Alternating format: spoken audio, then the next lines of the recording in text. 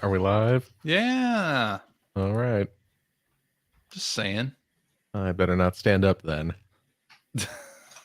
More Yeah. disturbing than the Sonic stuff. Indeed. Hello and welcome to episode number 909 of the Player One podcast for Tuesday, April 30th, 2024. I'm your host, Chris Johnston. With me, as always, from Canada is Mr. Gregory Seward. Hello. Hi. Hi. How's it going? Good. None of my kids are in bed yet, and they're all wandering around the room. So yeah, don't they know they should do? They don't care what you say when you say it. You got to lay down the law, sir. Yeah. Sounds like Canada's got a discipline problem. Just a little bit. Yeah. And joining me from the great state of Washington, Mr. Phil Theobald. Yeah. Hello. How's it going? It's fine. How are you? Pretty good. Good. Yeah. I'm glad to hear Sun it. is shining-ish. Yeah. It's cloudy. I mean, you know, that's the most it's you can bright. hope for It's bright here in the Pacific Northwest. Yeah, that's the place. All right. Mm-hmm. Yeah. So what's up? Not too much. What brings you here today? Talking about video games with you guys. Seems like a waste of time. Yeah. Phil, did you double dip on Newman Athletics? Oh, absolutely. I did too. Of course I did. I'd have triple dipped if they brought those out on Xbox. Yeah. I'd have quadruple dipped if they brought them out on Steam. Yeah. I'd have septuple dipped if they also brought them out on let me think. Ouya? Ouya. Oh yeah. 3DS. Oh, yeah. And the Vita. I see. Yeah. Well, yeah. It's exciting, right? Finally, I am delighted. I have already I've already gotten all the trophies on the PlayStation version. Thank you very much. There are trophies. What are the trophies? It's a PlayStation game. It's a PS4 game. I didn't know. Are there PS4 games that don't have trophies? I don't know. I don't really care about trophies anymore. So. It doesn't have a platinum. No that's platinum. What you're wondering. Okay. What are the trophies? It's very easy to do. Is it easy? Okay. It's easy to do. Yes. Maybe if you play through all the events, okay, you will get like 3 or 4 trophies. If you upload your high score rankings to the leaderboard, you get a trophy. And then there is a special kind of ranked mode that is solely for online score keeping competition. Yeah. Where you choose a single event and then you play said event and then you upload your score. And once you do that, you get a trophy. Okay. So they sound super easy. It's very easy. Yeah. Again, all you have to do is just upload your high scores and play through all 8 events. Is that correct? I didn't think there were that many, but I loaded it up. I didn't actually play. I watched the attract mode and then reviewed it for EGM. And yeah, that sounds right. That sounds about right. You didn't actually play it? No, I didn't at the time. No. At the time. No. That time is this week. I just wanted to listen to the music. Oh boy. Watch the attract mode, and this is a disappointment. I'll play it. I thought you and I were going to be reminiscing this whole episode about this wonderful game that we loved. Yes. As you know what? Here's the thing. Co-workers and dare I say as a family, CJ, and you have turned your back. I have. On me. You've turned your back on all of our listeners. A disappointment. I'll tell you what, Phil. I don't want to say disgrace, but I guess I just did.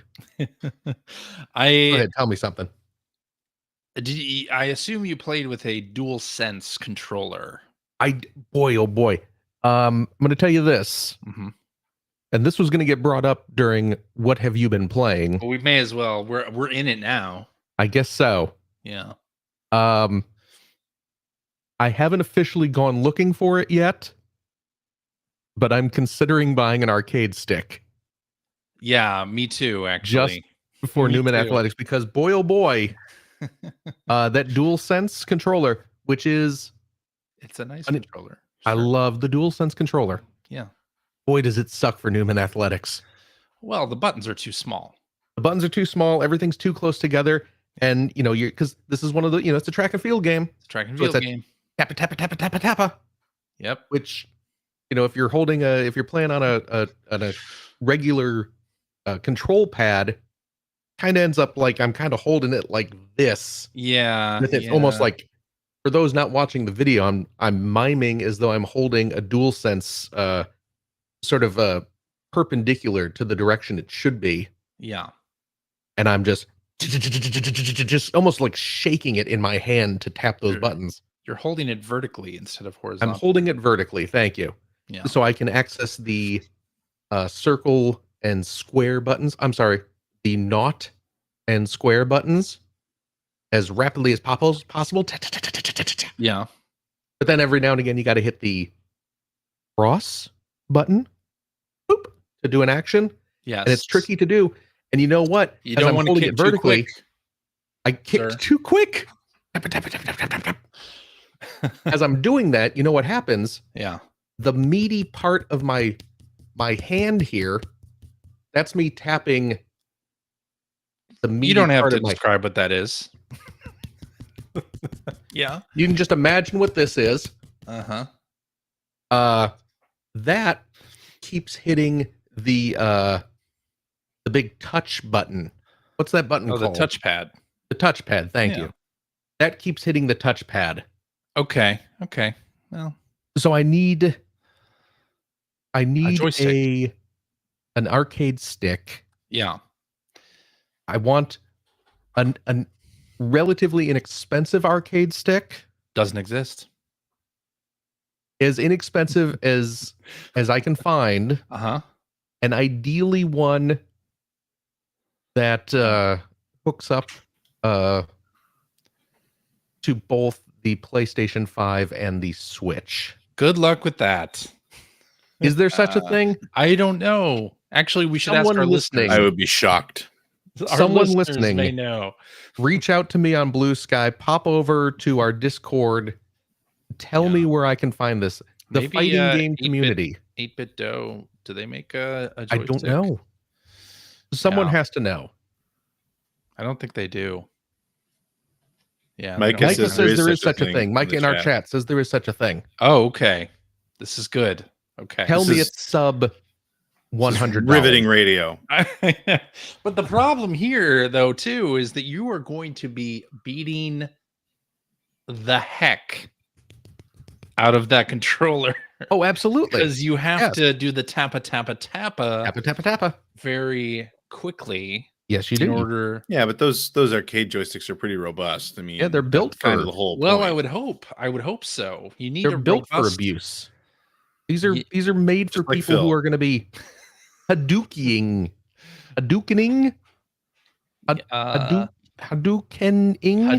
Hadoukening extensively. Yes. Mayflash says Weirdo Guy 01 in our chat. Mayflash makes multi-platform arcade sticks. Excellent. Well, we will have to look into this. Absolutely.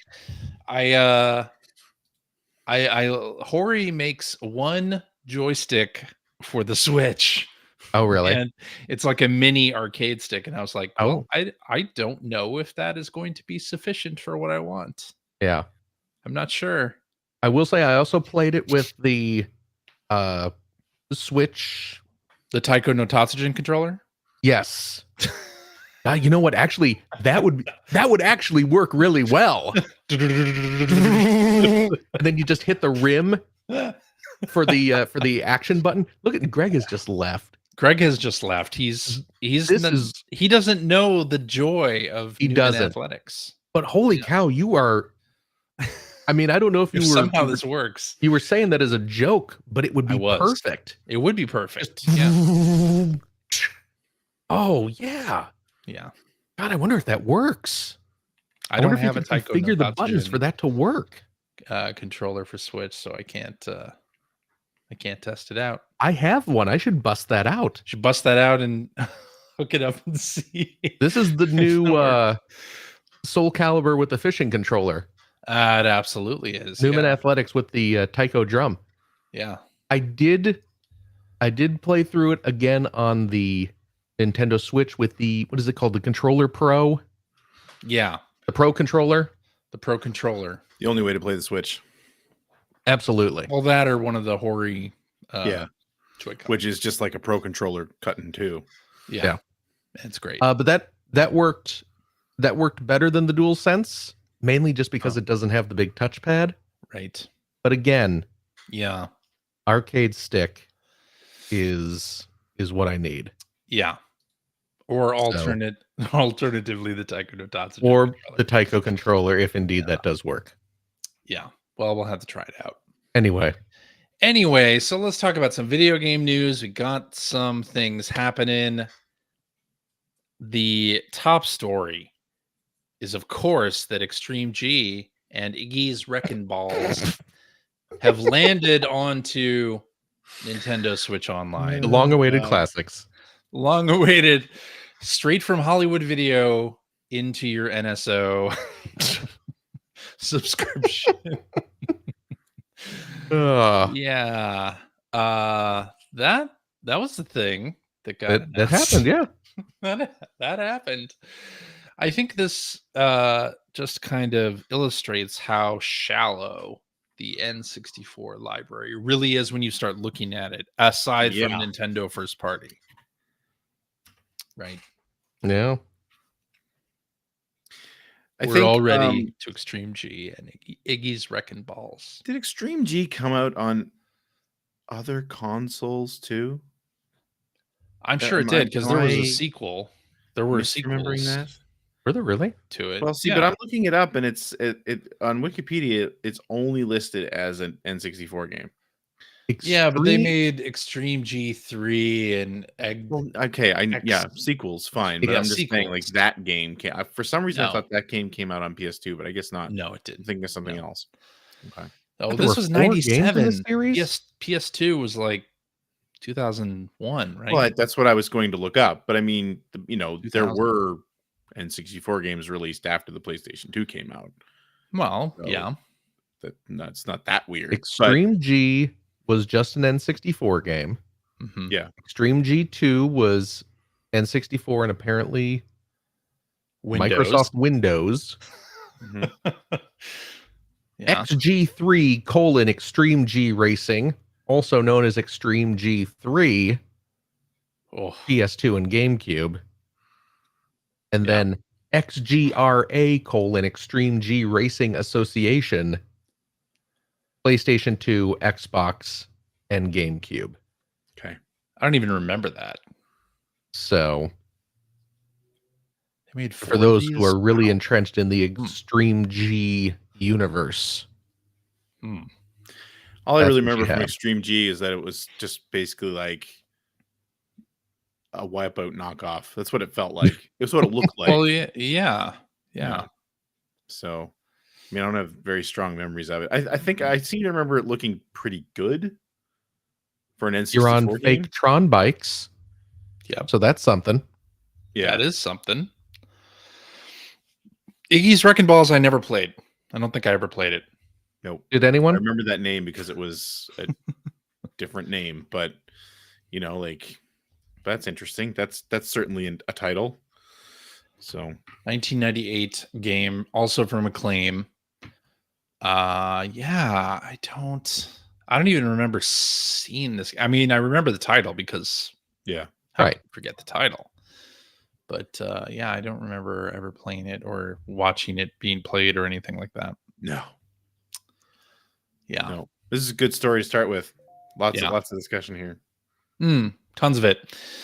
Greg is a real negative Nancy today. He is. What's up with that? You're turning into a real YouTuber, Greg. How's this week been? Busy. I guess so. I guess so. Put up with your guys' bullshit. I think you need to take a break, boot up some Iggy's Wrecking Balls, and relax for a bit. That's right. I'll be honest. The reason I left a second ago is I went to get the Analog Pocket because I wanted to queue up Super Mario Land. Because I haven't done that in a long time. I don't have Super Mario Land on this thing. It was just the Super Mario Brothers music, right? It was just no, it was Mario Land. It was the opening. It was 1-1 Mario Land. Come on, CJ. Was it really? Have you ever even heard? Have you ever even listened to this show Greg before? is mistaken. Greg is wrong. Yeah. The Super Mario Brothers 1 music. Yeah. It was. We play. No, I don't think so. Now, I'm not saying that we've never queued up Mario Land, but yes, the traditional running gag was always the Super Mario 1-1. Yeah. Now, any excuse to hear the Mario Land soundtrack, yes, let's take it. Yeah. Because that is Mario Land 1, not on NSO, right? Not on NSO yet.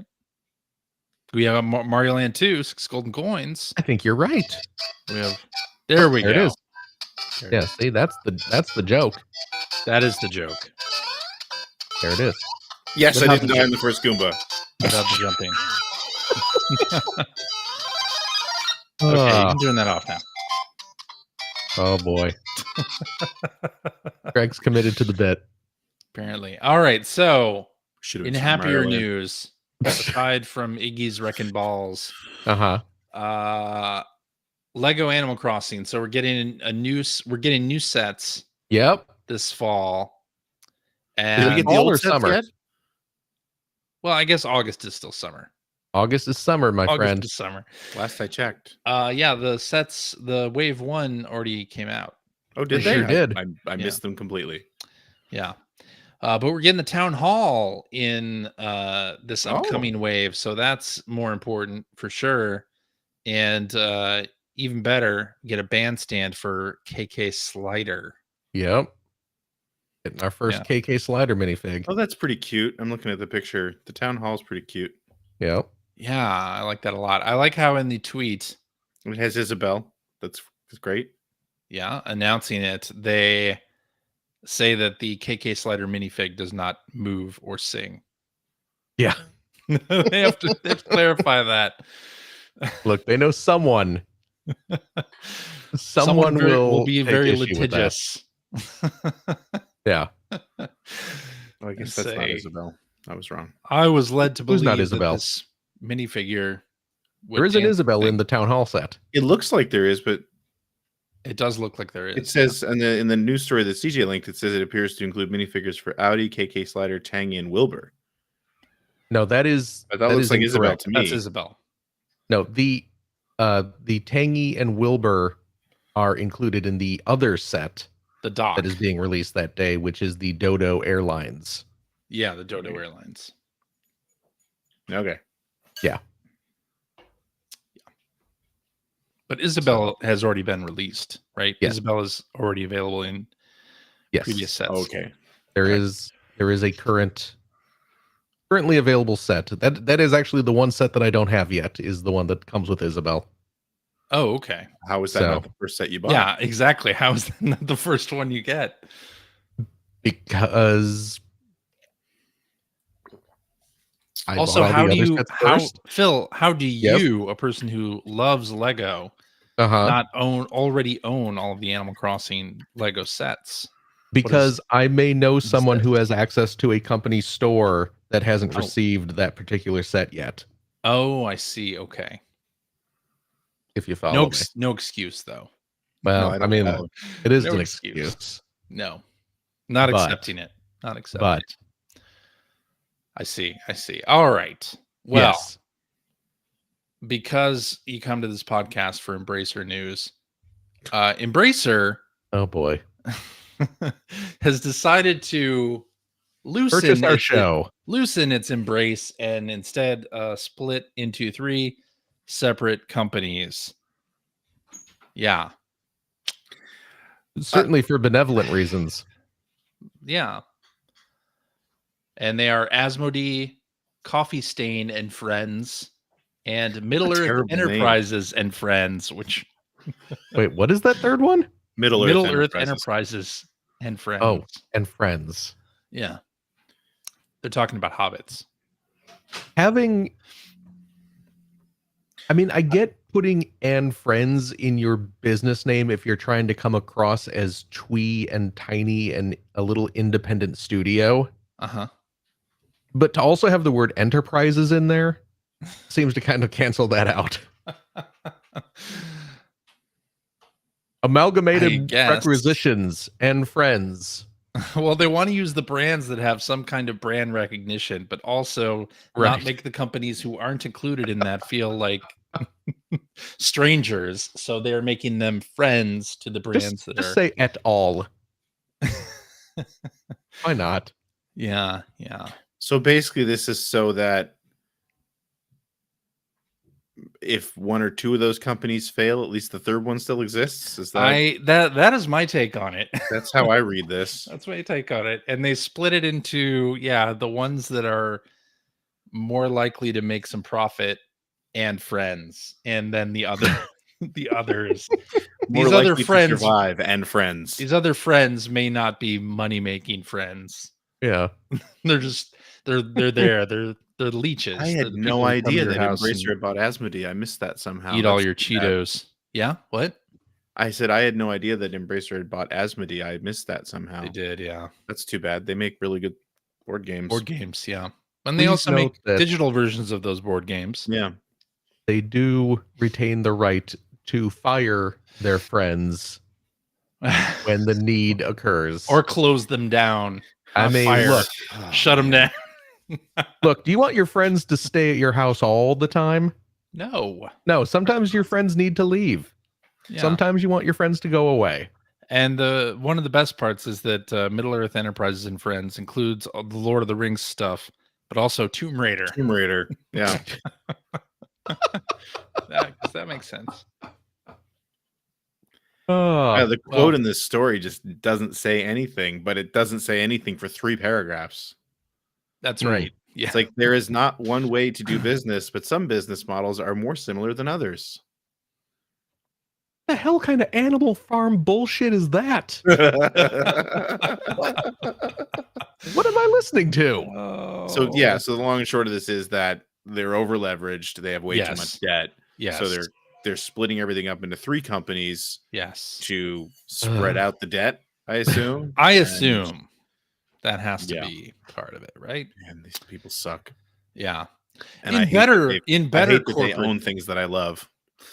In better corporate news, Atari is bringing back the Infogram brand as a publishing label. The first title that they're publishing is Totally Reliable Delivery Service, which Atari has purchased from Tiny Build.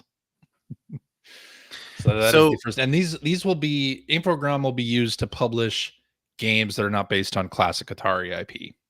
Okay. See, what I think is really ironic about this, and it's especially funny considering we literally just finished the conversation about Embracer. Yeah. Atari relaunching Infogram. So Infogram, for anyone who wasn't paying attention back in the 90s, I mean, Infogram was a French studio that expanded really rapidly in the late 90s. Yeah.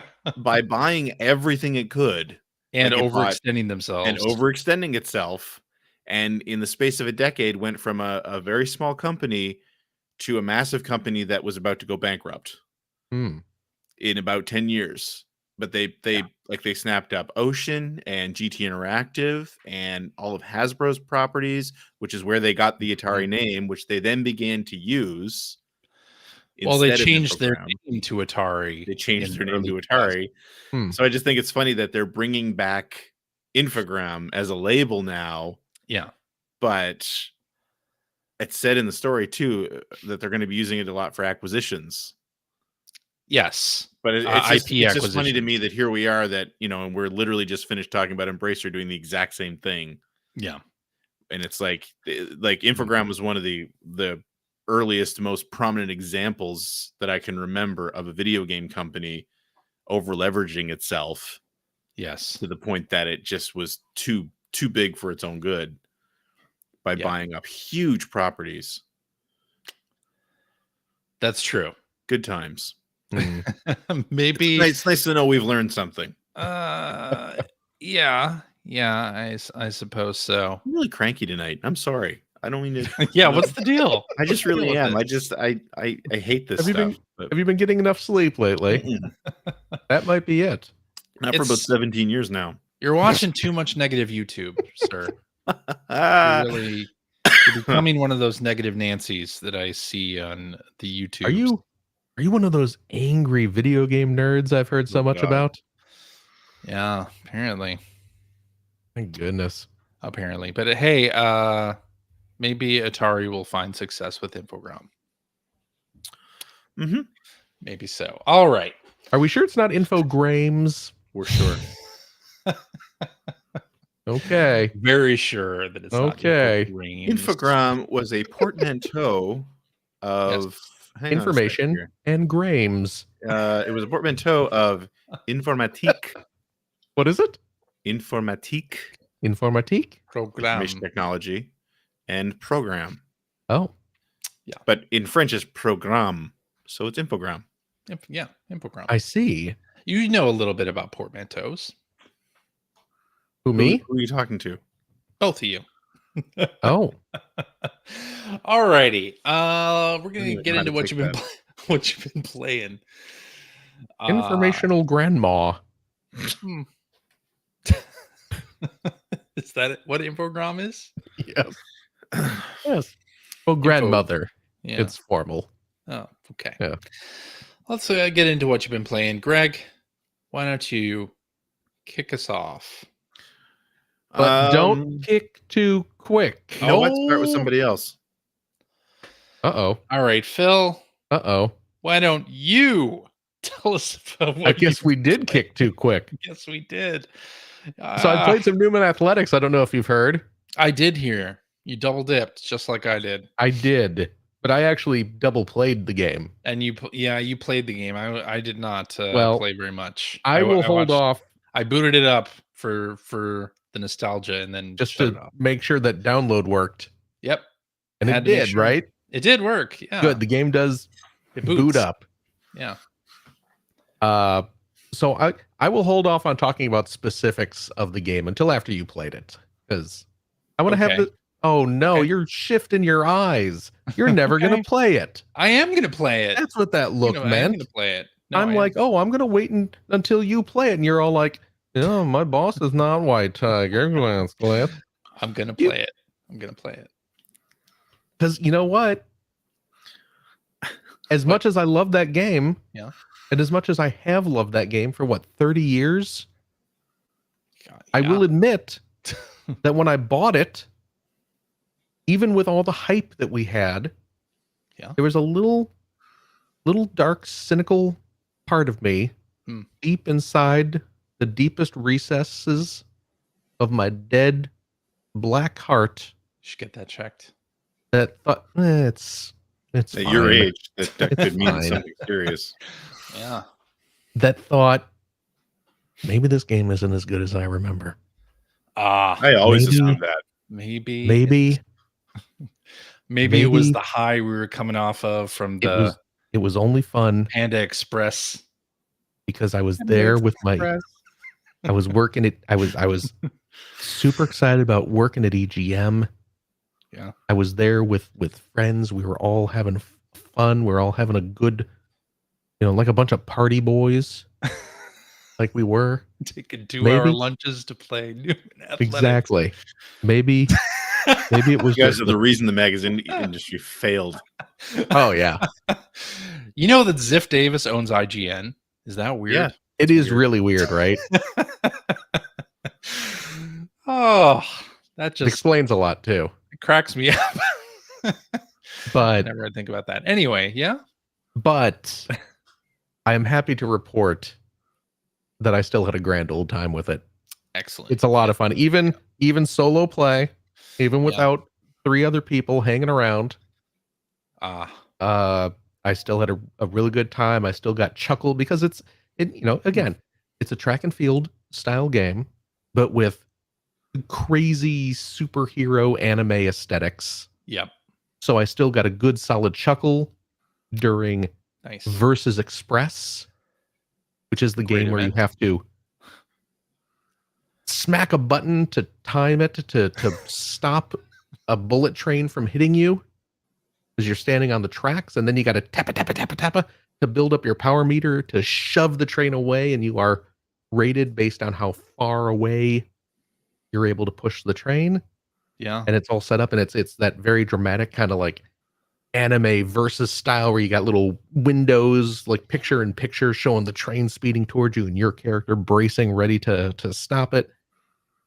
It's a treat. It's a delightful little romp. And some of those later challenges still pretty tough. Okay. There's the one where you're bouncing between the two buildings. That's kind of tough. Yeah. The final one where you're doing like the triple jump over Niagara Falls. Don't kick too quick.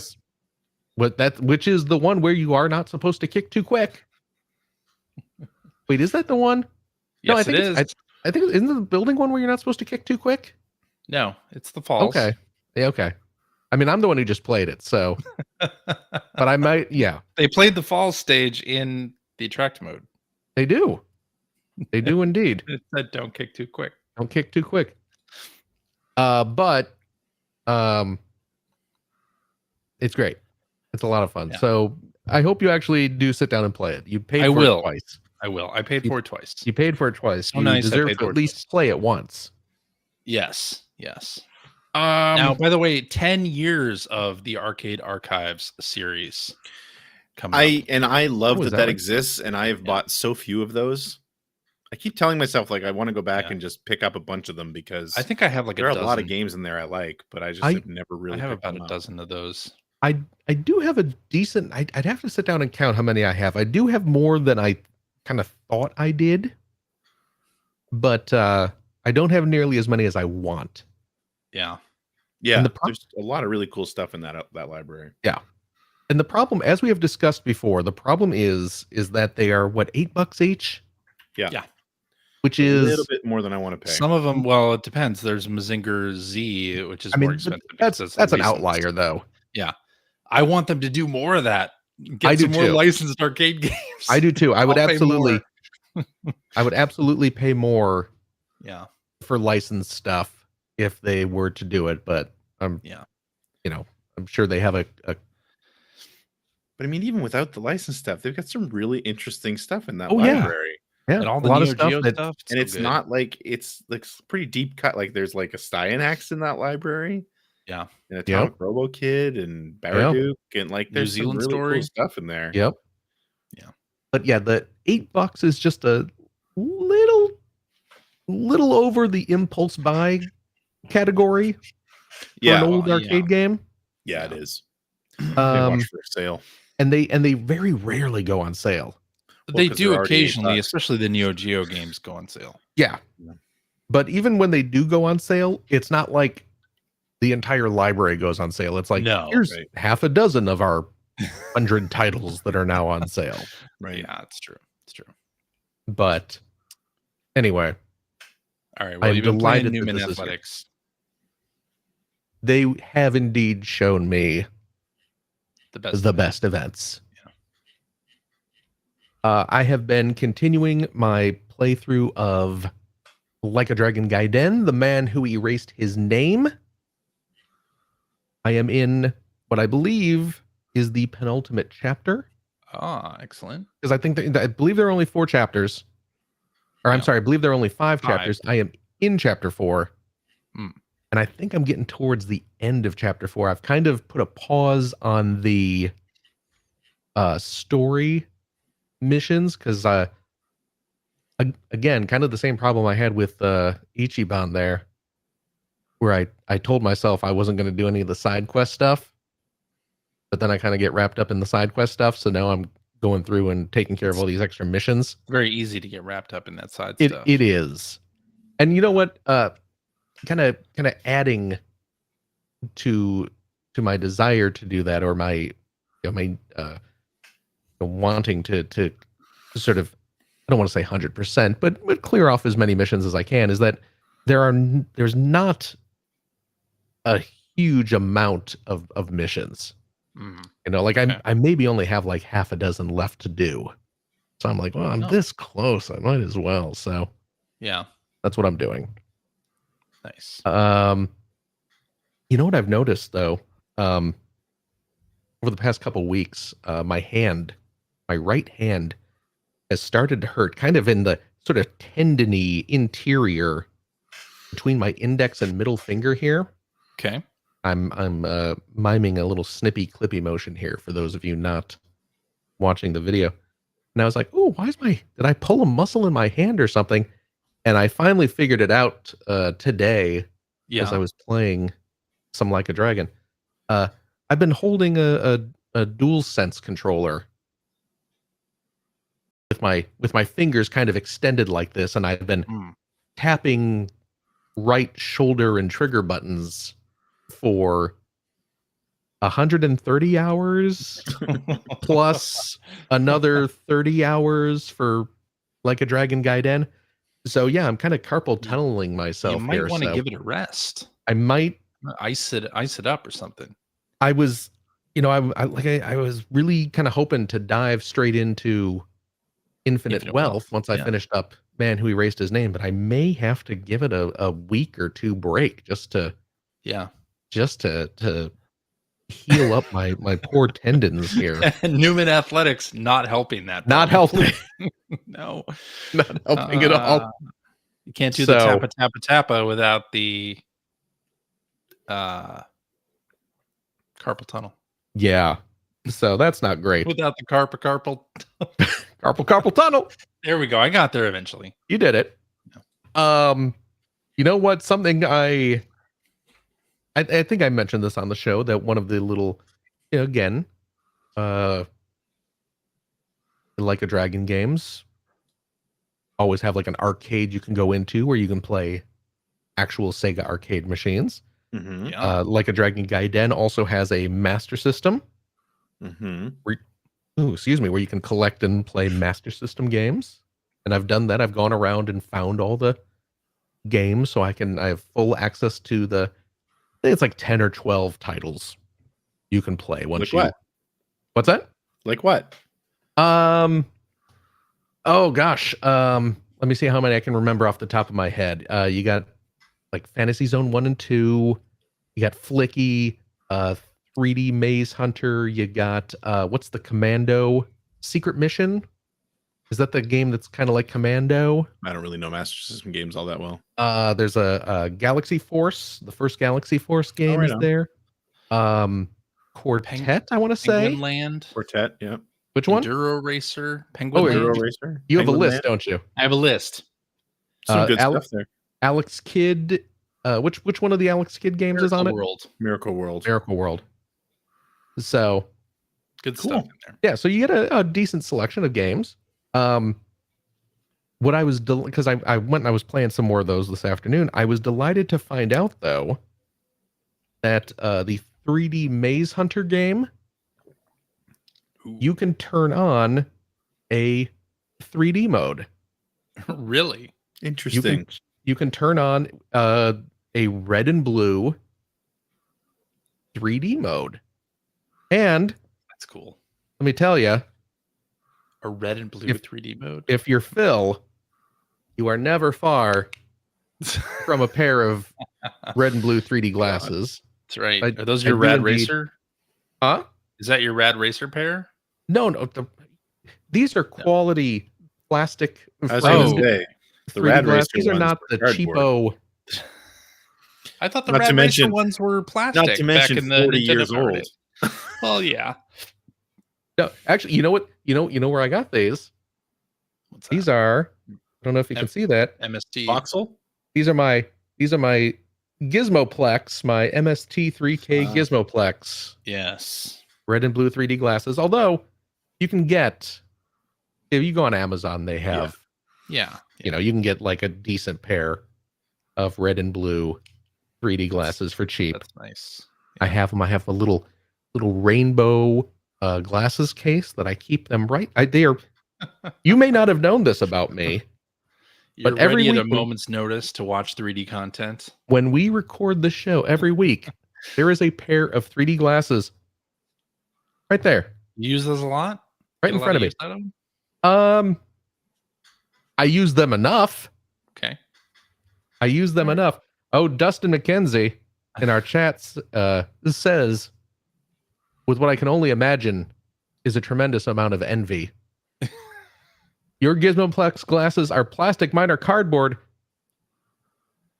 You could pay extra to upgrade them, my friend. And believe you me, I took advantage of that deal. There you go. Yeah. But I busted them out when I saw that you could turn on a 3D mode in the Like a Dragon Gaiden : the man who erased his name version of 3D Maze Hunter for the Sega Master System. I absolutely did. I ran and I got my 3D glasses. And I will say the effect is actually pretty good. Like it was really neat. I was very impressed with the stupid red-blue 3D. And I may actually sit down and, because I've never played that game before. That was on the 3DS, was it not? Didn't they re-release that game on the 3DS? Did they? I want to say they did. I don't know. Like as part of I know that I've played it as part of their like 3D classic collection. I think 3D classic collection. I don't know. I'm turning on my 3DS now. It's taking a little while to boot up though. Yeah. But yeah, it looks Maze Hunter 3D. Really? Pretty sure it was released. 3D classic Sega. I know I've played it, and I wouldn't have played it on the Master System. Fantasy Zone 1 and 2, Galaxy Force, Gunstar Streets. There's some Sonic. We got to stop doing this. We got to stop doing our research in the middle of the show. Well, you're the one who brought it up. Well, yeah, but then you have to look it up. Just I'll look up your face. I don't know and move on. I don't know. Okay. Move on. Okay. Whatever the case is, I can play it on there, and it's great. I'm enjoying that game. You're just doing the side stuff. I'm just doing the side stuff now. Like I said, I'm pretty close. Close to the end. Yes. Okay. And it's not on the big compilation either. It was on the Sega 3D Classics collection. The what? The Sega 3D Classics collection that had like power drift and everything on it. Oh, okay. Oh, yeah, it's in the extras section. Yeah. There it is right there. Yeah. Boom. Well, I guess I could just play it there, but you know what? You should play it right now. Why not? Let's boot it up here. Let's see what All right. Are we done here? What you know what else I picked up? You're so smart. Yeah. You know what else I picked up? Ooh, look at that. It's all 3D. You have no one to blame but yourself, Greg. Good. Does that 3D effect show up through the video? I bet it. No. I bet it doesn't. Oh, it's not. No. Maybe if I held up 2 3DSs here. Well, yeah. You could cross your eyes. Oh, look at that, though. That looks quite nice. I also picked up, and I will admit that I have not played much of it. But I did pick up for the Nintendo Switch. This also came out on PlayStation, maybe Xbox. I don't know. We got a new Ninja Turtles game this week. Did you realize that? I did. It like an overhead or like an isometric style? Is that the one I remember seeing, or am I thinking of the? You might be thinking of Indie Showcase is what I'm thinking of. You are probably thinking of the Indie Showcase one. That one's not out yet. This one is Teenage Mutant Ninja Turtles Arcade : Wrath of the Mutants, which is a port of a not 19. Good Lord. 2017 arcade game that was released by Raw Thrills. Aren't they all released by Raw Thrills now? I mean, that's kind of kind of it, right? I don't think I've seen an arcade machine that didn't have Raw Thrills on it. Yeah. In the last like 15 years. Exactly. And it is based on the 2012 Ninja Turtles series, which was the CG Turtle series, which was quite a good series. I really enjoyed that show. But yeah, this was an arcade game from a few years back, made by Raw Thrills. You will probably find it in like Dave and Buster's, because that's kind of Raw Thrills' market. Yep. Is making games for Dave and Buster's. Raw Thrills arcade games seldom see home ports. Cruise and Blast came home. That was Name another one. Game. That's it. That's all I got. Exactly. That's why I said seldomly as opposed to never. Yeah. Yeah. But this one did. And I wanted to pick it up because I like the Ninja Turtles. And also, I figured I picked up the physical release, as I do, because, again, it's a licensed game. So, strong possibility it's going to go away at some point. And it's not particularly good. Oh, really? No, it's not. I mean, have you... I mean, have you ever heard anyone say, "Oh, you got to go check out this new Raw Thrills game, track down this game with Cruise and Blast"? Cruise and Blast. Have you heard it another time? Nope. Yeah, exactly. Yeah, it is. It's a beat 'em up. It is, let's say, inspired by Konami's old Ninja Turtle arcade games. There's a lot of like kind of cues taken from that in terms of, there's the attack where you grab a foot soldier and slam him side to side. There's an attack where you throw it into the camera. There's a part where a big Krang shows up and shoots laser beams from the background. It's a lot of homages, we'll say. But it's just kind of, the bit I've played of it is just kind of boring, and there's not much variety to the moves, and it's just like, it's very clearly a game that was made quickly and cheaply to sit in Dave and Buster's and get people to swipe their little Dave and Buster's card so they can... Sounds about right. Go like, "Oh, I remember the Ninja Turtle arcade game. Yeah, this is just like the one I used to play when I was a kid," kind of thing. And now you can play it at home. Sure. I mean, I'm glad I got it for the novelty of it, but when you have the Cowabunga collection that has the actual, like, good games, the actual classic arcade games that you remember, and when you have Shredder's Revenge, this seems kind of redundant at this point, but it's a relatively obscure release that, again, will probably end up going away at some point because of licensing issues. So, of course. So I have it. Yay. Woo. At least it's a budget release. It's like $30, which is a budget release. You could get like 3 arcade archives for that and have a little left over. You ain't wrong. You could. Yeah. But anyway, that's what I've been playing. Alrighty. Greg. Hi. How's it going? What have you been playing? Mostly been playing more Final Fantasy 3. However, I did buy, and I mentioned last week that I downloaded it, but I actually started playing Picross Lagiart Grimoire. Oh, very good. And I am fully invested in that now. I'm pretty much just playing it whenever I can. I think I have about 100 puzzles solved so far. Wow. Now, did you play Phil's stage? No, I have not looked into any of the Kickstarter. And actually, how you described how to get to those last week, Phil, is not how you get to them in the Switch game, as far as I can tell.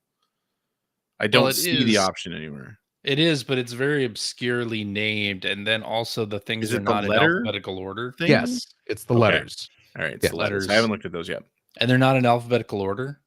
No. I don't understand what order they're in, actually. I don't either. Tried to find Phil's playing that Maze Hunter game, by the way. I don't know if you've noticed or not, but he's not. How do you know that? Yes. I mean, I'm clearly paying attention. I'm answering your questions, right? I'm telling you you're wrong when you say that I did not describe properly where to go. I did find Phil's DJ found it just fine. Yeah. And I played it and finished it. Sounds like user error to me. Yeah. Yep. Mm-hmm. Good puzzle. Good puzzle. Thank you. But no, I haven't gone to any of the Kickstarter stuff. I will say the whole thing about mixing elements to unlock puzzles, I'm kind of over it. Yeah. It's more trouble than it's worth. You can turn that off though, right? In the options. Yeah. Or you can have it like just give you the answers to what you have to do to unlock the puzzles, right?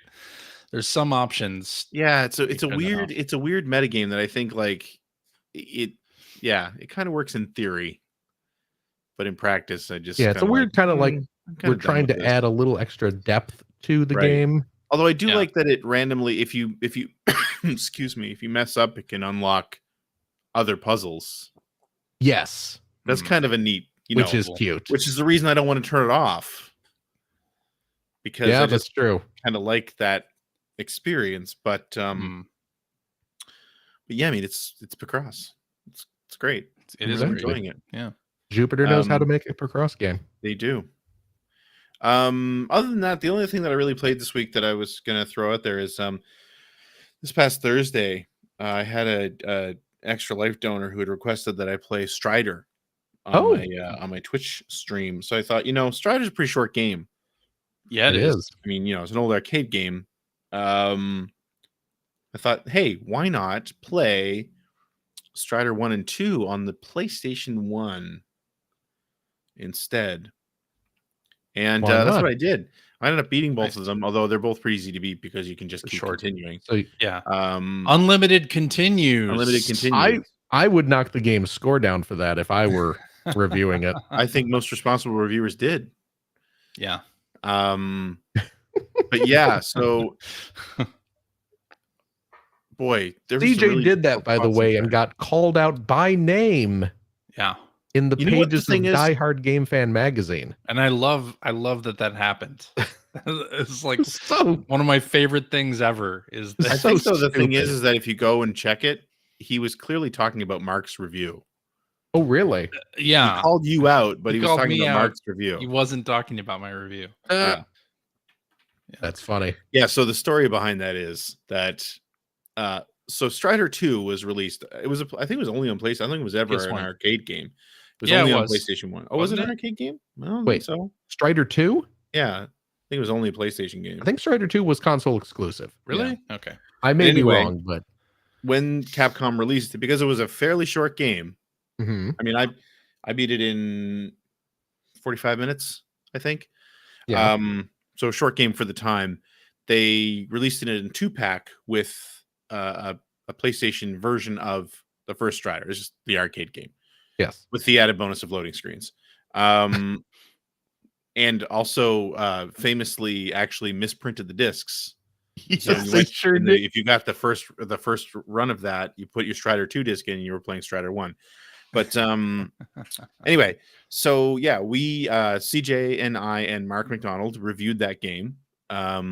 There you go. Mike's saying that it was an arcade game in 1999, so it did come out in the arcade. Okay. Reviewed that game for EGM, and I think I gave it a 7, and CJ and Mark both gave it a 6 or a 6.5. Yeah. Mm-hmm. And I don't remember exactly. I'm sure we all mentioned this, but the bolded text in Mark's review was along the lines of that the game had unlimited continues, and when you continued, you would start right where you left off. Yep. Like there was no checkpoints. More money in the machine. Yeah. And if you were fighting a boss and the boss was like whatever damage you'd done to the boss was perpetual, it was still there. So if you just kept pressing start, it was pretty easy to just tear through the game. Yeah. Still a good game, but Mark's bolded text was that. And in a subsequent issue of Game Fan, ECM called us out about that, and he was specifically talking about Mark's review, but decided to name CJ. I think I complained about the same thing. But I think we all did, but yeah, either way. You're right. So that was, I mean, it's funny in retrospect. It was pretty unprofessional in general. That was kind of the point where I realized like I don't really like Eric Malonis, but either way, yeah, it was funny. But anyway, yeah, so I played through those games. They were way too easy because you could continue wherever you wanted. But other than that,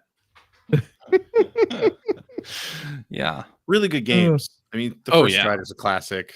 Strider 2, I don't know that I'd put it up in the same. I'd hold it up as high, but it's really good. Yeah, it is good. Yeah, so I played those this past week. Good. Not really much else to say about them, but that was really it. That's what I spent my week on. Again, still playing through Final Fantasy 3. Still really enjoying it. Like I'm actually surprised how much I'm enjoying it. I don't know why I'm surprised, because the 3D remake that came out on the DS, I loved, but I never played it again. So playing this again now, I'm just enjoying it so much. I really, really like it. But that's it. That's all I got. Alrighty. Well, I'll talk about the things that I've been playing. I've been playing Yakuza 7 Like a Dragon. Hey, there you go. Yeah, and good. I am in chapter 15 of Like a Dragon. That's the final chapter. Final chapter, yes. In fact, they say it's the final chapter in the introduction of the chapter. Say final chapter. They aren't kidding. They aren't kidding. No. I'm to the point where a character has said, make sure you do anything, like wrap up anything you want to do before continuing through this door. So I am going through the underground battle arena. Okay. Now. The sewers. The sewers, yeah. The new sewers of Kamurocho, which I couldn't find that easily. They were like, it's at high-end tower or whatever, and I was like, oh yeah, I'll find that. And then I was like, shit, is that in Ijincho or Sotenbori? Like, where is that? It shows up on the map, right? It's on the map, yeah. It's in Kamurocho, which I should have known. It's kind of at an out-of-the-way place in Kamurocho. It is. So it is tucked away. It does show up on the map, and I did go there, and I finished the first little area, and then got my ass beat in the second area. Oh, really? Yeah, there was a particular fight that I don't know if I was unprepared for it. I think it was towards the end of the floor that I was on, and two of my characters got KO'd like immediately. Oh. And like bringing out like swapping them out caused a third character to get KO'd, and then it was just basically that was the end of that. So what level is your party at? My party's around 55 currently. You said you were 70 with Ichiban and mid 60s with everybody else. I was at the end of the game. Yeah. Enjoy that fight at the top of the tower. Well, you tell me that. And actually, this is something. So I have really enjoyed the game. Yeah. I really don't like the difficulty ramp that happened in like chapter 12. Nobody does. Nobody. And then you're at the end of the game. Yeah. Well, okay, you're gonna have to grind for 10 or 15 more levels. Yes. To finish it. It's like, what the fuck? Well, I mean, that's why. This is what I was talking about. This is supposed to be a fun video game. I've had a ton of fun for the last 50 hours. You're gonna tell me that I have to sit there grinding for the rest of this stuff? Yeah. From what I've heard, Infinite Wealth does not have this problem. Good. Now, but when you have done some grinding, yes, they turned it into an RPG. I can excuse it through that, right? So, and you have done some grinding, a little bit, yeah. Okay. Yeah. Now, when you did the grinding, did you have those EXP boosting items equipped? Now, I don't even know if I have the EXP boosting. Okay, so that's a no. Equipped. Okay, see, No, there's your I don't problem. even know if I have them in my arsenal. Okay. So there are... You have to... Are these things I would run into through normal gameplay, or did I have to go out? I've explained this to you. Well, I don't want to do the batting cage game for 3 hours to get an EXP. No, the batting cages thing should take you like half hour, 45 minutes tops. Okay, here's the thing about the batting cage minigame. You said, hey, do the batting cages. So I went and tried the batting cages. I was like, this is boring as shit. Like, okay. This is not fun. I don't like this part. So I'm not going to do it. I'm just going to say whatever. Okay. Here's what you do, though. The batting game. There it is. All right, you can shut that off. Now, wait a second, though. Wasn't it Mario Land music? Now that I'm hearing it, it sounds wrong. Wait, did you just dive by that first Goomba? No. Is that what I heard? Okay. Second. All right. What are you going to say, Phil? What I'm going to say is the batting cage minigame has a pattern to it, and you can go online and you can find the pattern, and it will tell you where you need to put. I don't want to. Well, then have fun wasting way more time, because once you get those EXP boosting things, and all I have to do is the batting cage. I don't have to do any other mini games. Is the batting cage thing? The batting cage. Once you earn enough to buy, I think it's like called Yakuza training gear. I believe is the item that you want. Yeah, you'll want to equip that. And there's another item that boosts your EXP, and I forget the name of it off the top of my head, but you can look it up. And you may even have that. I may, yeah. So you can do that. All right. Micah in the chat is recommending you might have some. I may have those items. I may have some rare candy that will boost your levels by 1. It's possible. You could do that. Yeah, but here's the other thing about Like a Dragon, which is a game that I really like, by the way. Just to preface this, most of the game, I'd say 95% of the game, you don't need to worry about things like enemy weaknesses or like elemental weaknesses to any of the characters. Now that I'm in the last 5% of the game, you do need to worry about that stuff. Yes. You do need to worry about which attack you're using. And to me, the interface doesn't work too well to show an enemy's resistances and weaknesses. And again, maybe I'm missing something. I probably am. But to me, it just doesn't, it's not intuitive. And part of this probably is that I don't play many recent RPGs. Okay. Or maybe I got spoiled by the Pokemon games telling me, yes, use this attack against this Pokemon. But so I'm having trouble with that, where I may have, I'm sure I do have a character that is going to be good against this enemy, but I don't know which attack I should be using. So some of the time I'm just like using attacks to see if they uncover a weakness. And you can select an attack, and sometimes it'll show the word weak over the enemy. Yes. You're about to hit. That is good. Yes. But then also sometimes it doesn't show that word, but when you hit them, it does reveal that they were weak to that attack. Yes. So then it's confusing to me. Well, and then the next time you use that attack, doesn't it do the same thing then? Like, once you've used the attack and find out that they're weak to it, the next time it will say, oh, by the way, remember they're weak to this one? Does it? I thought so. I don't know. Anyway, I'm having a lot of fun with Yakuza 7 Like a Dragon. I am very close to the end. The game's little twists and turns in the story have been great. Yeah. I loved that. The I did have some trouble with some of the boss fights that I think you were mentioning before. There's an Ishioda and Mirror Face fight is a little difficult. I have just sent you, CJ, in our little Slack discussion. Oh, thank you. EXP boosters. Okay. There you go. The Yakuza training gear. I will look into that.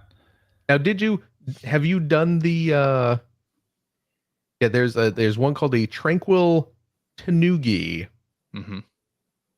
which you can get by doing some little side mission. So if you've been doing a lot of side missions, I have been doing a lot of side missions. It's in a gold safe. Okay. If you've opened up some of the gold safes, I have opened up some gold safes. You might have this item. So if you have, let's check it. If you have both of these items equipped, because each one, if you equip them, gives you a 1.5 times. Okay, that's good. EXP boost. So if you have both equipped, you will earn double the XP. Okay. And if you have the double XP boost going, and if you just play through that battle tower a few times, you will shoot up in levels very quickly. Okay. And as an added bonus, you end up getting a lot of rare materials. Right. That is very useful for upgrading your weapons. Okay. All right. Well, a lot of cash. I guess I have to do this then. I'm helping you. You are helping. Thank you very much, Phil. I do what I can. Thank you very much. All right. Yeah, Like a Dragon is great. I'm looking forward to finishing it and moving on. Now, are you going to play Gaiden? Or are you just going straight into Infinite? Yeah, I think I am going to play it because, spoiler alert. Yes. Kiryu is in Like a Dragon, the Yakuza 7. That is a spoiler. I guess. I mean, it's a spoiler for a game that's like 5 years old. Oh, that's right. Yeah. And I wasn't expecting that actually. And then he showed up, and I was like, "Hey, that's the dude from the Yakuza games." That's the dude. That's the dude. So yeah, maybe to continue this story, I should play the man who erased his name, and so I think I'm going to do that. Well, I'll tell you before I move along to Infinite Wealth. Do you want a spoiler for Gaiden? Give me a spoiler for Gaiden. You want a spoiler for Gaiden? Spoiler for Gaiden, everyone. So Gaiden seems to be. I say seems. It is leading up to. Yeah, you mentioned that. Okay, yeah, it's leading up to that moment in the Ichiban game where he shows up. So, okay, that's great. Okay, well then, I should definitely play that. Yes. So there you go. Okay. Well. Yes. That is the majority of what I've been playing this week. I did hop in Newman Athletics, and then another Crab's Treasure came out, which I was very excited about. This is a Souls-like game from Aggro Crab, who did the game Going Under, which is a game that I really like. It's a roguelike game. But another Crab's Treasure is a cartoony style Souls-like game. And I really like the style of it. I really like the humor. Everything is sort of sea puns and pollution and microplastics talk, and it's really got like a lighthearted, fun story. And even better, it's a Souls-like that has an accessibility options where you can adjust the parry and dodge windows and extend them, which is great. You can also modify the amount of damage that enemies do to you. 0 to various degrees. You can adjust it a little bit or make it so they don't harm you very much at all. And then you can turn up how much damage you do to them. And there's even an option in the game where you can arm the crab, whose name is Krill, with a gun. Oh. So suddenly you're a crab with a gun, and then you can one-shot kill everything in the game with the gun. So let's say you're playing another Crab's Treasure. You're new to Souls-like games, or you just want to have fun with the game. You run into a boss you can't defeat. Pull out the gun, and one hit kill the boss, and you're done. I like that. And there's no penalty for using any of that stuff. You get the same achievements or trophies as you would if you weren't using that stuff. So that must irritate a lot of people. Adjust the game to your liking perfectly. And apparently day one, it did very well. 30,000 units sold. So apparently it's doing very well, which I'm very happy about, because I think that team is really good. They got a great sense of humor, and this game seems really good from what I played so far. Yeah. Cool. And then, of course, I've been playing Sea of Thieves, because if you bought the PlayStation Premium Edition, which of course I did, you get 5 days early access. And very important to get 5 days early access to a game that I've been playing for 6 years. And yeah. So yeah, I've been playing Sea of Thieves on PS5, and it's great so far. Of course, the game Sea of Thieves itself has a lot of bugs currently. They had to like Helldivers 2? They what? Like Helldivers 2? I get it. They had to remove the option to matchmake with a random crew because it was crashing the game. Uh-oh. So now you have to do like a closed crew, which is like a private match. You're still in a shared world with other players, but they can't just join. Randoms can't join your crew for the next 2 days. That'll apparently be fixed when the PlayStation 5 and new season updates hit on the 30th. So we'll see how that all goes. But yeah, there are a couple new bugs introduced with this update. Of course, if you're a new player, you're not gonna notice much of that stuff. But yeah, and I'm really excited about Sea of Thieves coming to PlayStation 5. I think it'll be great having a bunch of new players in the game and able to experience the game for the first time. That's awesome. I hope some of our listeners who have never played it on Xbox or PC give it a try, because it's a really fun game, and they've added a lot to make it super easy to play, including that Save for Seas mode where you can play without having to worry about other players attacking you. So that's what I've been playing. I guess that means it's time for tweets. All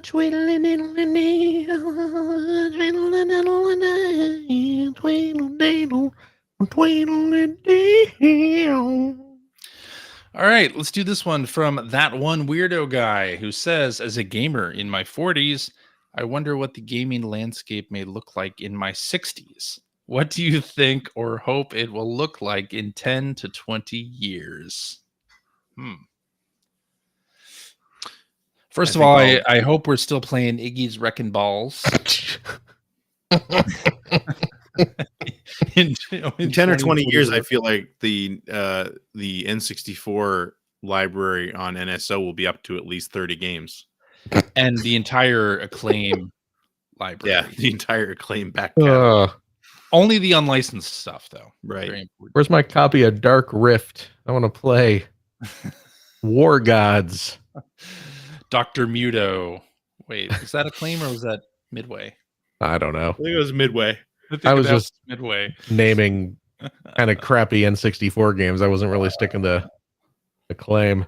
Well, maybe Embracer will bring back Quest 64 and we'll all have Quest 64 to play. Yeah, so what do we hope it looks like in 10 to 20 years? I feel like I'll be playing even more of my old games in 10 to 20 years. Yeah, really. You'll be pushed further and further towards your retro game. I feel it happening this year. Like, I kind of took stock of what I've been playing so far this year, and it's not new games. Not much from this year. Companies will realize. Why not, Greg? You don't like new stuff? You don't like new games? I mean, and what I'm excited about for the first part of the year, I'm really excited for 1,000 Year Door to come out. Yeah. I mean, that game's 20 years old, yeah. So, I don't know. Companies are going to realize that giant AAA games with hundreds of people on the team and giant AAA budgets are no longer sustainable. So we're going to go back to tiny little games by tiny little teams. That would be nice. Somehow I doubt that. I don't see that happening, but I mean, I don't either, but look, let a fella dream. CJ, why do you not happening? Why do you want to crush my dreams? We'll be playing Fortnite for the rest of exactly our days. Fortnite will have morphed into even more genres and game types. There will be a Fortnite console, and all games will be played through Fortnite. I could see that happening. I could see Epic Games releasing their own console. Uncharted 7 will be a Fortnite exclusive game. Yeah. Well, there's going to be some kind of Star Wars game inside Fortnite. Is there? Soon. Yeah, they announced, Disney announced that they were working with Epic to make some kind of Star Wars game inside of Fortnite. Okay. There we go. It's already beginning. Yeah. I mean, I hope VR continues to get better and better. I think that'll be good for everybody. I got to play my Walkabout mini golf in even higher fidelity. That'd be great. You really think VR is going to continue being a thing? Yes. I do think VR is going to continue being a thing. Yes, of course. Do you really think so, or do you hope so? I really think so. Yeah. Okay. Yeah. Okay. We are past the days of Dactyl Nightmare. Man, they should really release Dactyl Nightmare. I don't know if I don't think I want that. I think that would be a vomit. I don't think enough people remember what Dactyl Nightmare is. I never played it. And among the people who remember what it is, what percentage of those people ever actually played it? Or want to play it again? Because I know I had never played it. Yeah, I've never played it. I only knew about it. Yeah. Yeah. I think that would have made me throw up immediately. Yeah. Yeah. I mean, I hope handheld Dactyl Nightmare, for those who don't know, by the way. Oh, okay. Yeah. History lesson, Professor? Was a very early VR from what? Mid-90s? Was that the one where you were in a ring that you could, with a sliding floor, you walked around in it? Because there was something like that. I don't know if there was a sliding floor in it. Well, no, I mean, I think that the surface was slippery, so you could walk because you were attached to this ring. Maybe that's a different game I'm thinking of. I know you were standing up, and there was a ring around you, but I think there was more of a safety precaution. That's exactly what it was. It was more safety precaution than anything. Yeah, you weren't on a damn holodeck or anything. From 1991. That was 91? Yeah. Goodness gracious. It was very flat polygons, and it was a maze game, right? Yeah. I really don't know. I'm saying yep, I would know. I think you shoot pterodactyls in it. That's all. Yeah. There was a pterodactyl flying around. I remember that. That's the dactyl from the game's title. Yeah. It's short for pterodactyl, in case you weren't sure. Yeah, they couldn't get the copyright on pterodactyl. Right. There you go. I was Little right. Caesars had that. You did walk in Dactyl Nightmare, so it was a I assume it was a slippery surface that you would Hacker walk. alias Razlo in the chat. You did claims you did walk in Dactyl Nightmare. It was I see it described more as capture the flag. Okay. Oh. Okay. But with added dactyl. It was multiplayer, 1 to 4 player. Okay. Yeah. Anyway, yeah. I'm sure I'll be playing more Fortnite in 10 to 20 years. Maybe Dactyl Nightmare will show up in Fortnite. It should. It might. Yeah. It very well might. 1991. God. Yeah. Dactyl Fortnightmare. That one's for free, Epic. You can have that. I want more of the whole handheld PC thing. I like cloud gaming. I hope that gets better and better as we go. And I use cloud gaming and remote play all the time. I want that to just keep getting better and better. Yeah. I hope we have whatever the latest version of the Switch has ergonomic controllers. God, I hope so too. But I doubt it. I'm not counting on it. I'm counting on manufacturers like Hori to make a good controller for it. I feel like we'll be celebrating the 10th anniversary of the final Xbox console. Maybe, yeah. It could happen. Yeah. But Xbox Live will also be Game Pass will also be the largest service on whatever the latest PlayStation console is. We got to bring back Revolt, and Microsoft will bring back the Xbox Sports Network. Oh man, we were living the dream. That was a big deal. Yeah, and Shenmue will finally wrap up. Sega will be teasing a re-release of Skies of Arcadia, but it'll never come out. It'll be canceled because another version of Golden Axe came out and underperformed, so they'll cancel. The animated series is going to kick off a big Golden Axe renaissance. I don't know what you're talking about. I don't know if it will. I'm sure that I have hopes for that show. Middle-earth Friends will announce that they're bringing back the Embracer label. Oh my goodness! Acquisition purposes. How exciting! That's not Atari going to be buying the Embracer. Yeah, Atari will be gone. It'll be Infogram again. Atari will announce that they're reverting back to Syzygy. Oh wow! Yeah. Meanwhile, Electronic Arts will announce that they realized that indie games are much more profitable than licensed games, and that's what they're going to focus on for the next 6 months until the first game doesn't perform well. Yeah.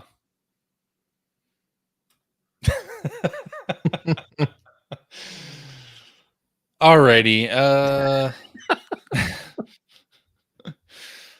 I think that's it. That's it. Oh, that's it. That's a show. That's our show? That's our show for this week. Okay.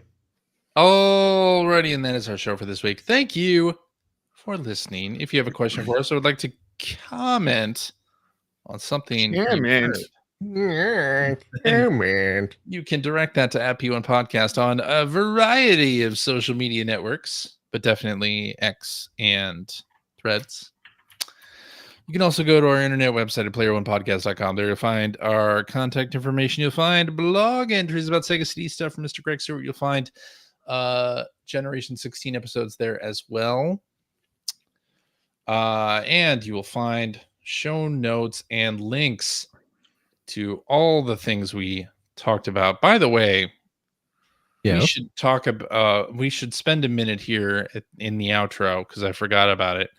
To talk about the Sonic the Hedgehog pancakes AI challenge that we set forth last episode to get the retro Amy skin from IHOP. Oh yes. Let's just show our winner here. Oh, there it is. There's a lot going on there. Our winner is from hacker alias Marky Marg, who prompted AI. The prompt was something like Sonic the Hedgehog eating pancakes off of Rouge the Bat's body. Right. And they ended up with this. What looks to be Christian Bale's Batman lying prone on the floor. Yeah. Next to a giant bowl of pancakes and some teacups. Is that a bowl of pancakes? I don't know. That's a plate. That's on the table. A platter? Yeah. That's a bowl. On the table with the pancakes. You're right. In it? Namiva in the chat, Sonic does lack legs there. He's also sharing a hand with Batman. Sonic the Hedgehog is emerging from Batman's crotch. Yes. And Batman and Sonic's left arm. Fingers. Do you think Batman is birthing Sonic eating pancakes? Yes. There's Sonic is holding a plate of pancakes and sitting on top of the stack of pancakes is a smaller version of Sonic the Hedgehog. Yeah. I feel like birthing anything with those spiked leggings on is a bad idea. Well, yeah, a little dangerous. But yeah, there's our we have chosen a winner, and it is Marky Mark 2. Congratulations. We are showing the image on YouTube if you want to see it. I'm proud to say that when we were casting our votes, Greg's vote initially went to one of the ones that I made as a gag. Greg was like, "Oh, how about this one?" And CJ and I both had to say, "Well, that was the one Phil made." Yeah. That one doesn't count. No, doesn't count. Go on our Discord to look at the ones I made. Tell, but I'm really excited about AI art. I can tell that. Yeah. As well you should be. Yeah. Oh my goodness. Well, who did that one? Who did the Batman one? That was Marky Mark 2. Okay. Yes. Post in the Discord what version you want the Amy code for, and CJ will get it to you. Yes. Somehow. Using his pan points? Yes. Or pan bucks, whatever they were called. Pan coins. Pan coins. Pan coins. Greg. You're clearly not a crypto bro like myself. No. Yeah. I've invested so much money in pan coins these days. They're really going to take off. Is it my turn now for the outro? Turn, Phil. All right. Yeah. Let me get into the right state of mind here. Right. And you can chat about this episode with us or other listeners. Oh, I'm being talked into my part. Okay. Thank you. Yeah. If you would like to subscribe to the Player One Podcast, you can do so by visiting playeronepodcast.com or by loading up your favorite podcast listening app. We're also on Spotify. You can like us on Facebook. You can watch video archives of our show on the youtubes.com/P1podcast, or you can watch us live most weeks on the YouTubes, the Facebooks, the Twitch.televisions, all over the dang place. And I'll tell you what, if you liked what you've heard, and how could you? You can head over to patreon.com/P1podcast. Throw a few shekels our way. From what I understand, a arcade stick is going to run anywhere between like 60 and $80, something like that. So that's if Taiko no Tatsujin drum controller doesn't work. If the Taiko drum controller doesn't work, yeah, I need to get an arcade stick. Yeah. I won't. I will use my own money for the arcade stick. It's okay.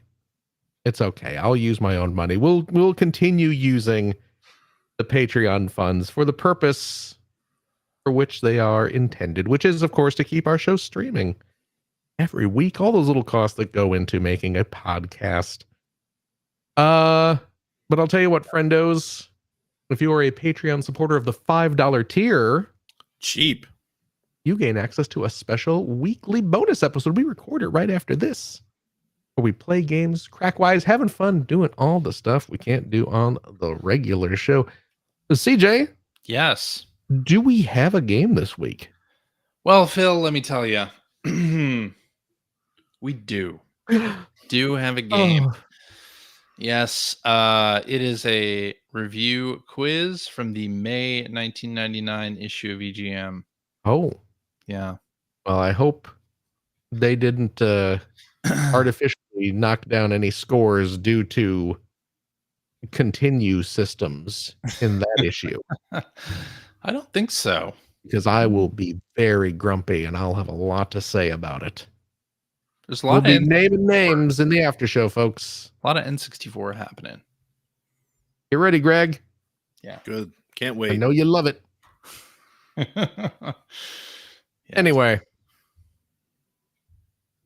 please join us for that.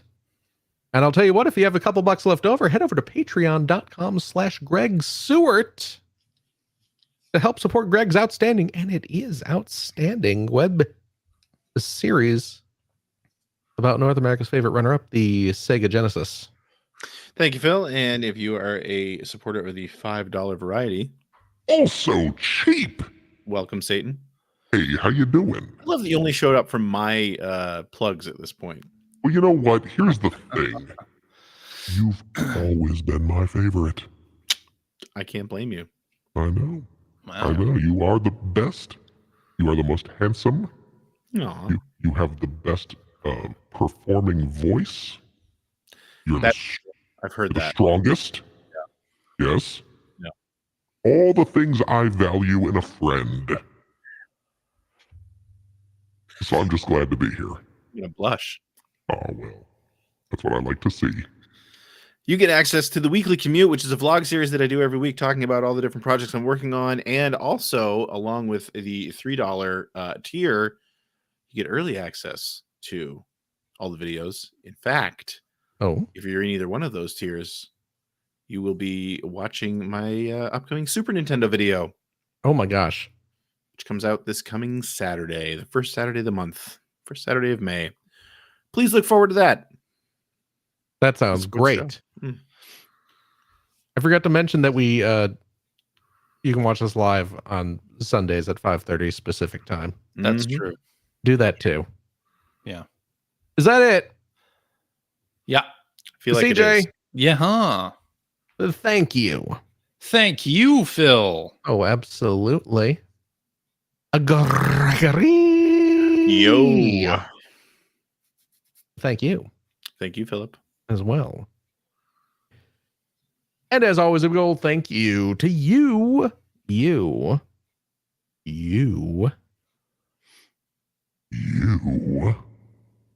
our wonderful, wonderful listeners, every single darn one of you. As always, take care of yourself, your loved ones, your family, your friends. Do what you got to do. Be safe. Be kind to each other. Be kind to yourself. And we hope to see you next week. Bye-bye. Bye-bye. Bye-bye.